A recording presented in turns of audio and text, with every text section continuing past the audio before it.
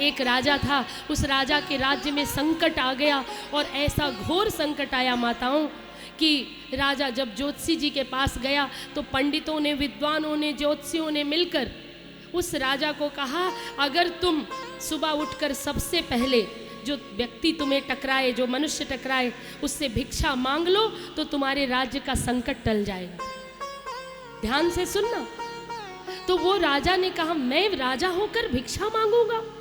बोले, कहते अपने कारणे मांगू तो मोहि आवे लाज, और जगत हित जो मांगू तो मोहि ना आवे लाज। अपने लिए मांगना हो तो मत मांगना, लेकिन संसार के कल्याण के लिए, जगत के कल्याण के लिए मांगना पड़े तो फिर चूकना मत। तो राजा ने कहा, ठीक है, अगर मेरी प्रजा इससे सुरक्षित होती है तो मैं मांग लूँगा। और राजा रथ पर बैठकर सुबह सुबह निकला और उसी दिन एक भिखारी जो है अपने घर से अपनी झोली, अपना थैला लेकर निकला। अब कहते हैं आजकल के भिखारी भी चतुर हो गए, अपनी झोली को खाली नहीं रखते, 2-4 मुट्ठी डालकर निकलते हैं झोली में, ताकि देख करके देने का भाव बने। जिस टोकरी में पहले से नोट रखें उसमें सब कुछ ना कुछ जरूर देंगे दान। तो फिर भिखारी ने वही किया, 2 मुट्ठी चावल अपने थैले में डाला और कंधे पर झोली लटकाई और भिक्षा मांगने चल पड़ा। उधर से भिखारी चला, इधर से राजा चला। क्या पता नियति का को क्या मंजूर था। राजा रथ से जा रहा है कि कोई पहला व्यक्ति ठीक ठाक मिल जाए तो मैं उससे मांग लूँ, मेरी प्रजा का संकट दूर हो जाएगा। एक जो कर्म है वो करना ही पड़ेगा अपने राज्य की सुरक्षा के लिए। तो राजा रथ से चला आ रहा है, इधर से भिखारी चला। भिखारी ने देखा राजा आ रहा है, भिखारी तो बल्लियों उछलने लगा, बड़ा प्रसन्न हो गया।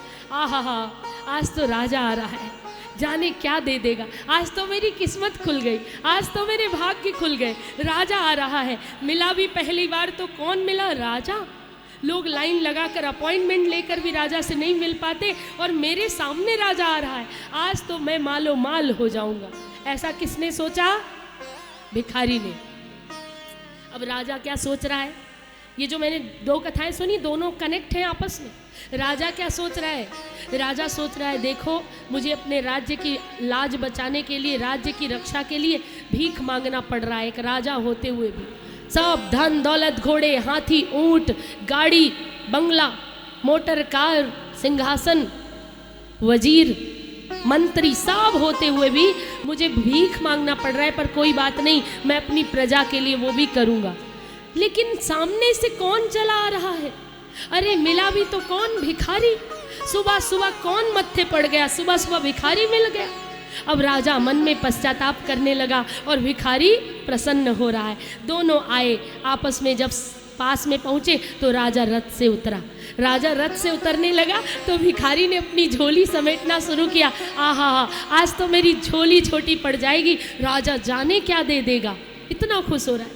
अब राजा जब नीचे उतरा, बड़े खिन्न मन से, बड़ी मायूसी से, मिला भी तो कौन? भिखारी मिला। अब क्या करूं? भिखारी के सामने कैसे हाथ फैलाऊं? पर ज्योतिषी जी ने कहा था जो पहला व्यक्ति मिले उसी से मांग लेना। राजा ने दिल पे पत्थर रखा और अपनी झोली फैला दी। कहा भिखारी से, भैया जो कुछ हो सके इसमें डाल दो। भिखारी ने जब देखा कि कुछ देने के बजाय राजा अपनी झोली सामने फैला रहा है कि जो भी तेरे पास है वो दे दो, तो भिखारी ने अपनी झोली बटोर ली और भिखारी के सारे सपने चूर चूर हो गए। कहने लगा, राजा मिला था, कुछ दे नहीं रहा, मुझसे मांग रहा है। कैसा राजा है ये? तो फकीर से भी बदतर हो गया, मुझसे मांग रहा है, मुझसे मांगने चला आया। राजा ने कहा, भैया देखो, मैं अपने राज्य की रक्षा के लिए पहली बार जीवन में भीख मांग रहा हूँ, कुछ मांग रहा हूँ, पर ये तो मेरी किस्मत खराब है कि तू टकरा गया। पर मुझे दिख रहा है तेरी झोली में कुछ है, जो भी है मुझे दे दे। अब भिखारी ने पूरी जिंदगी मांगा था, लिया ही लिया था, कभी दिया नहीं था, तो कैसे दे सकता है? उसको तो लगा कि सांप लौट गए छाती पर, कैसे दूं तो कैसे दूं। अपनी झोली समेट ली, झोली में हाथ डालता है, मुट्ठी भरता है, छोड़ता है, दूं कि ना दूं, दूं कि ना दूं, दूं तो कैसे दूं। फिर मुट्ठी भरता है, फिर छोड़ता है, मुट्ठी भरता है, फिर छोड़ता है। राजा ने जब देखा माथे पर पसीने की बूंदें आ गई हैं, कहता है तुझसे दिया नहीं जाएगा। अरे भिक्षुक, तूने पूरी जिंदगी मांगा है, लिया ही लिया है, तो तू दे न सकेगा। तू ऐसा कर कि मुझे नहीं ज़्यादा तो 2 ही दाने दे दे। 2 दाने दे देगा तो कम से कम मेरा ये काम पूर्ण हो जाएगा, मेरे राज्य सुरक्षित हो जाएगा। भिक्षुक ने कहा, बड़े उदास मन से, मन ही मन कह रहा है राजा मिला, कुछ दे नहीं रहा, जो मेरे पास है वो भी लेना चाहता है। और इसने बड़ी मुश्किल से अपनी थैले से 2 दाने गिनकर निकाले चावल के और 2 दाने राजा की झोली में डाल दिए, जबकि 2 मुट्ठी चावल थे, लेकिन 2 दाने दिया और वहाँ से भाग खड़ा हुआ। राजा ने अपनी झोली समेटी, रथ पर बैठा, वापस राज्य में आ गया।